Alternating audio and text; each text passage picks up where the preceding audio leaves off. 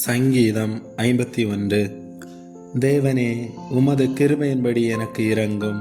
உமது மிகுந்த இரக்கங்களின்படி என் மீறுதல்கள் நீங்க என்னை சுத்திகரியும். என் அக்கிரமம் நீங்க என்னை முற்றிலும் கழுவி என் பாவமற என்னை சுத்திகரியும்.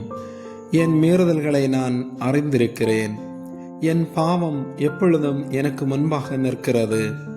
தேவரீர் ஒருவருக்கே விரோதமாக நான் பாவம் செய்து உமது கண்களுக்கு முன்பாக பொல்லாங்கானதை நடப்பித்தேன்.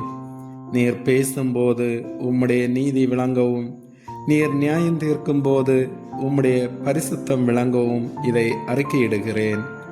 இதோ நான் துர்க்குணத்தில் உருவானேன். என் தாய் என்னை பாவத்தில் கர்ப்பந்தரித்தாள். இதோ உள்ளத்தில் உண்மை இருக்க விரும்புகிறீர். அந்த கரணத்தில் ஞானத்தை எனக்கு தெரியப்படுத்துவீர். நீர் என்னை ஈசோப்பினால் சுத்திகரியும், அப்பொழுது நான் சுத்தமாவேன். என்னை கழுவி அருளும், அப்பொழுது நான் உறைந்த மலையிலும் வெண்மையாவேன்.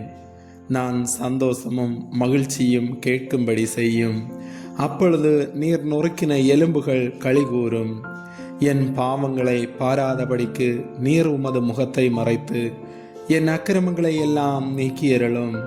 தேவனே, சுத்த இருதயத்தை என்னிலே சிருஷ்டியும், நிலைவரமான ஆவியை என் உள்ளத்திலே புதுப்பியும். உமது சமூகத்தை விட்டு என்னை தள்ளாமலும் உமது பரிசுத்த ஆவியை என்னிடத்திலிருந்து எடுத்துக்கொள்ளாமலும் இரும்.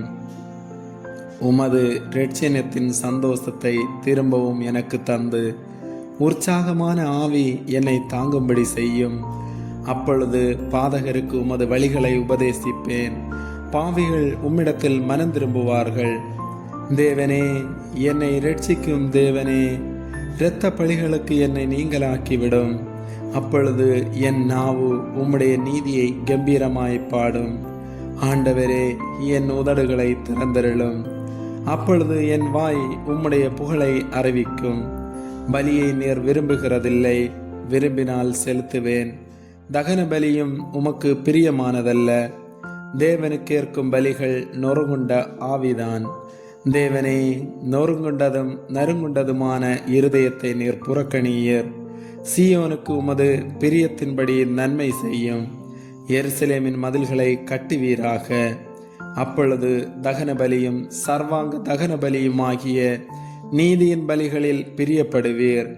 அப்பொழுது உமது பீடத்தின் மேல் காளைகளை பலியிடுவார்கள். ஆமேன்.